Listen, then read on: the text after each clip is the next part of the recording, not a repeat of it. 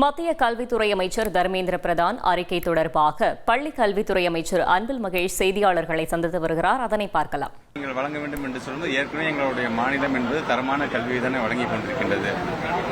கூடுதலாக இன்னும் தரத்தை நீங்கள் உயர்த்தப் போகிறீர்கள் என்று சொன்னால் அந்த பிஎம்சியில் அப்படி என்னதான் நீங்கள் எக்ஸ்ட்ராவாக நீங்கள் பண்ண போறீங்க? எங்களுடைய தமிழக அரசு ஏற்கனவே நம்முடைய மாண்புமிகு தமிழ்நாட்டு முதலமைச்சர் கொண்டு வந்திருக்கின்ற திட்டத்தை காட்டிலும் அது உயர்ந்த திட்டமா என்று அதை கலந்து ஆலோசிக்கும் போதுதான் தெரிகிறது. அதில் நீங்கள் NEP 2020 புதிய கல்விக் கொள்கை இதை நீங்கள் இந்த பிஎம்சி ஸ்கூல் மூலமாக கொண்டு வருவதை நாங்கள் தெரிந்து கொண்டோம்.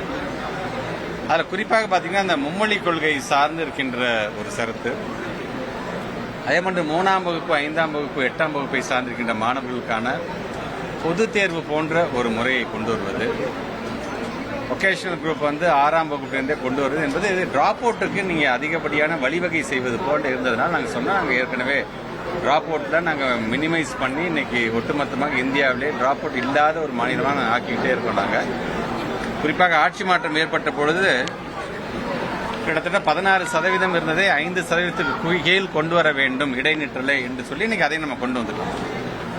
தொடர்ந்து நம்முடைய மாண்புமிகு தமிழ்நாட்டு முதலமைச்சருடைய வழிகாட்டுதலின்படி நம்முடைய மாண்புமிகு துணை முதலமைச்சர் எடுத்த ஒரு மிகப்பெரிய ஒரு ஆர்ப்பாட்டம் என்பது எங்களுடைய தோழமை கட்சியை சார்ந்திருக்கின்ற ஒவ்வொருவரும் ஒன்றிணைந்து, வெறும் தோழமை கட்சியை சார்ந்திருக்கின்ற தலைவர்கள் மட்டுமல்ல, இன்றைக்கு மக்களும் அது வீதிக்கு கோலம் போட்டு எதிர்ப்பை தெரிவிப்பதாக இருந்தாலும் அல்லது ஆங்காங்கே மாணவர்கள் இந்த மும்மொழி கொள்கையை எதிர்த்து அவர்கள் செய்த அந்த ஆர்ப்பாட்டங்கள், எழுப்பிய எழுச்சி உரைகள், இங்கு ஆங்காங்கே நடைபெறுகின்ற கருத்தரங்கள் என்று தொடர்ந்து மீண்டும் ஒரு மொழிப்போரை நீங்கள் கொண்டு வரக்கூடாது என்கின்ற விதத்தில் எங்களுடைய கண்டனத்தை நாங்கள் தெரிவித்தோம்.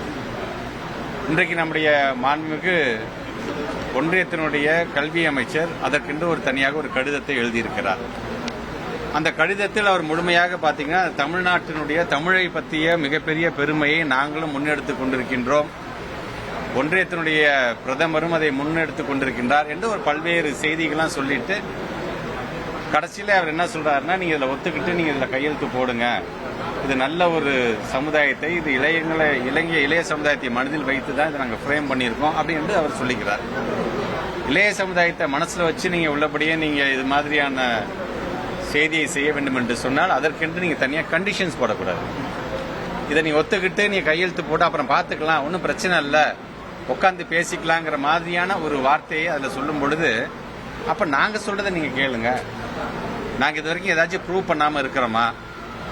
ஒட்டுமொத்தமாக தமிழ்நாட்டை சார்ந்திருக்கின்ற பிள்ளைகள், இருமொழி கொள்கையை பின்பற்றுகின்ற பிள்ளைகள் இன்றைக்கு எந்த அளவிற்கு ஒரு ப்ரூவன் ப்ராடக்ட்ஸாக நீங்க எந்த அளவுக்கு பல்வேறு துறையில் இன்னைக்கு உயர்ந்து நிற்கிறாருங்க. நீங்க டாப் லிஸ்ட்ல எடுத்துட்டீங்கன்னா அது மருத்துவராக இருந்தாலும் சரி, இன்ஜினியராக இருந்தாலும் சரி, அல்லது டெக்னாலஜி ரிலேட்டடாக இருந்தாலும் சரி, அல்லது இன்ஃபர்மேஷன் டெக்னாலஜியாக இருந்தாலும் சரி, ISROல இருக்கக்கூடிய உயர் இடத்தில் இருக்கிற எல்லாமே பாத்தீங்கன்னா அரசு பள்ளியில் படிச்ச இருமொழி கொள்கையை பின்பற்றியவர்கள் தான் இருக்கிறாங்க. அப்ப நீங்க ஒன்னு ஃப்ரேம் பண்ணும்போது என்ன பண்ணணும், ஒட்டுமொத்தமாக இந்தியாவில எந்த ஸ்டேட் நல்லா பெர்ஃபார்ம் பண்ணுது அந்த ஸ்டேட்ல இருந்து ஒரு ரெப்ரஸன்டேட்டிவ் கூப்பிடுங்கப்பா, ஏன்னா நம்ம NEPங்கிற ஒரு ஃப்ரேம் பண்ண போறோம், அவங்களோட கருத்தை கேட்கலாம்ப்பா என்று நீங்க செஞ்சிருந்தீங்கன்னா அது சந்தோஷமா இருந்திருக்கும்.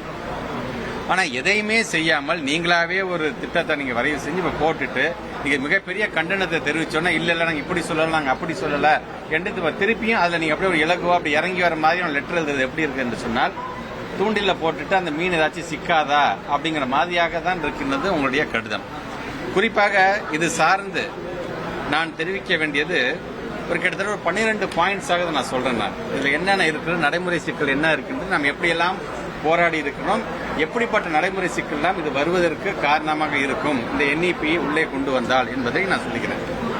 குறிப்பாக பாரம்பரிய மொழி அடையாளத்திற்கான அர்ப்பணிப்பு என்கின்ற அந்த தலைப்பில் தமிழ்நாடு 1968ஆம் ஆண்டு முதல் முதலமைச்சர் பேரறிஞர் அண்ணா அவர்களால் உருவாக்கப்பட்ட இருமொழி கொள்கையை, அதாவது தமிழ் மற்றும் ஆங்கிலம் பின்பற்றி வருகிறது.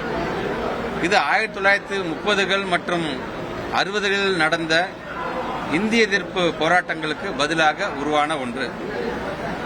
உலகின் பழமையான உயிர்ப்புள்ள மொழிகளில் ஒன்றான தமிழை தமிழ்நாட்டின் பண்பாட்டு அடையாளத்தின் மையமாக பாதுகாக்க இது உறுதி பூண்டுள்ளது. 3வது மொழியை திணிப்பது இந்த பாரம்பரியத்தை பலவீனப்படுத்தும் அபாயத்தை ஏற்படுத்தியது. இரண்டாவதாக, இருமொழி கொள்கையின் கல்வி வெற்றி. தமிழ்நாட்டின் இருமொழிக் கொள்கை பிற மாநிலங்களுடன் ஒப்பிடுகையில் உயர் படிப்பறிவு விகிதத்தையும் கல்வி சாதனைகளையும் அளித்துள்ளது. தமிழை தாய்மொழியாகவும் ஆங்கிலத்தை உலக இணைப்பு மொழியாகவும் மையப்படுத்தி உள்ளூர் தேவைகளுக்கும் சர்வதேச போட்டி திறனுக்கும் இடையே சமநிலையை ஏற்படுத்தியுள்ளது. இது மாணவர்களை மூன்றாவது மொழியால் அலைக்கழிக்காமல் கடந்த 50 ஆண்டுகளாக சமூக மற்றும் பொருளாதார முன்னேற்றத்தை தந்துள்ளது. மூன்றாவது பாயிண்ட், கல்வியில் மாநில சுயாட்சி. இந்திய அரசியலமைப்பின் ஒருங்கிணைந்த பட்டியலின் கீழ் கல்வி உள்ளது. இது மாநிலங்களுக்கு அவற்றின் தனித்துவமான மொழி மற்றும் பண்பாட்டு சூழலுக்கு ஏற்ப கொள்கைகளை வடிவமைக்க உரிமை அளிக்கிறது.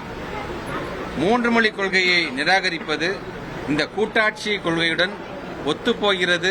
மூன்றாவது மொழியை திணிப்பது இந்த அரசியலமைப்பு சட்டத்தையும் மாநில உரிமையை மீறுகிறது. மொழி திணிப்புக்கு எதிர்ப்பு என்கின்ற 4வது காரணம் என்பது 3 மொழி கொள்கை அதன் நெகிழ்வுத்தன்மை இருந்த போதிலும் தமிழ்நாட்டில் இந்தியை திணிக்கும் மறைமுக முயற்சியாக அது பார்க்கப்படுகிறது. 1937 மற்றும் 65ஆம் ஆண்டு இந்திய எதிர்ப்பு போராட்டங்களில் வேரூன்றிய இந்த கவலை தமிழ் அடையாளத்திற்கு எதிரான அத்துமீறலாக உள்ளது.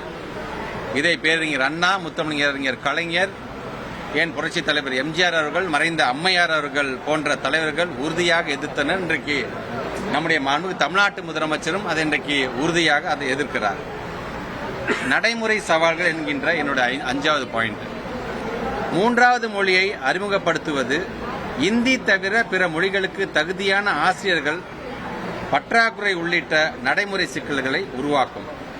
இது மாணவர்களை இந்தியை கற்க வற்புறுத்துகின்ற ஒரு முறையாக அது அமைந்துவிடும்.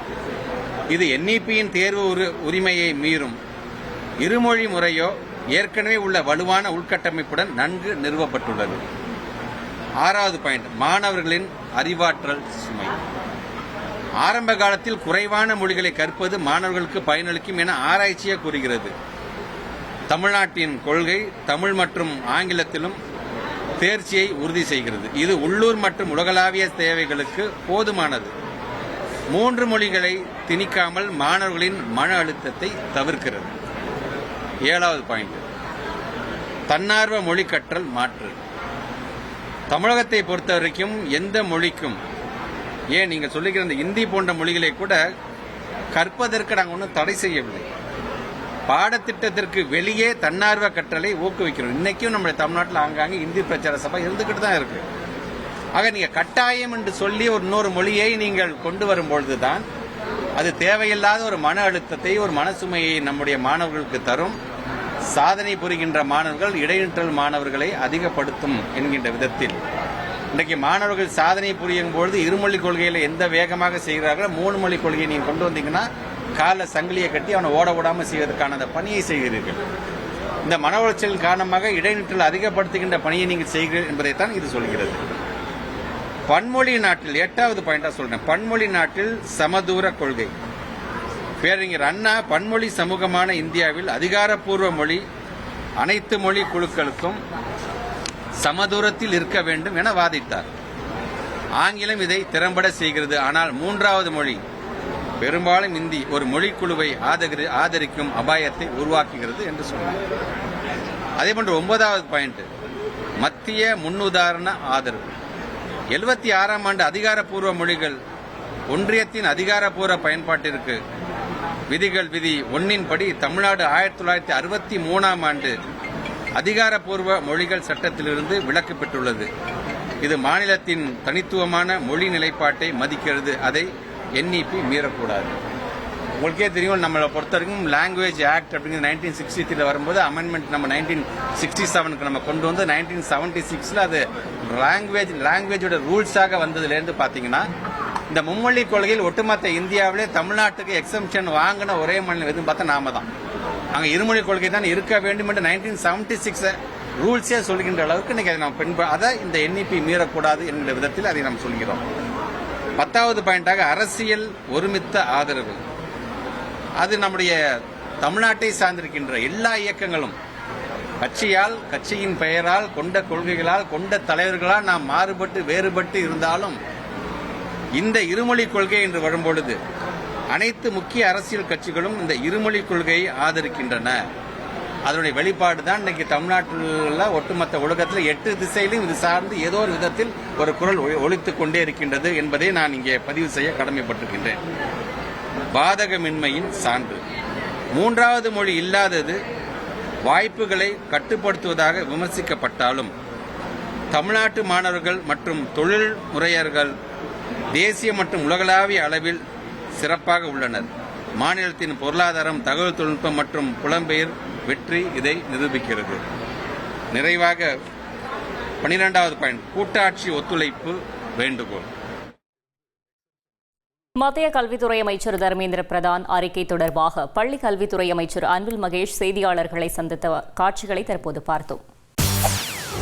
செய்திகளை உடனுக்குடன் தெரிந்து கொள்ள உடனே சப்ஸ்கிரைப் பண்ணுங்க.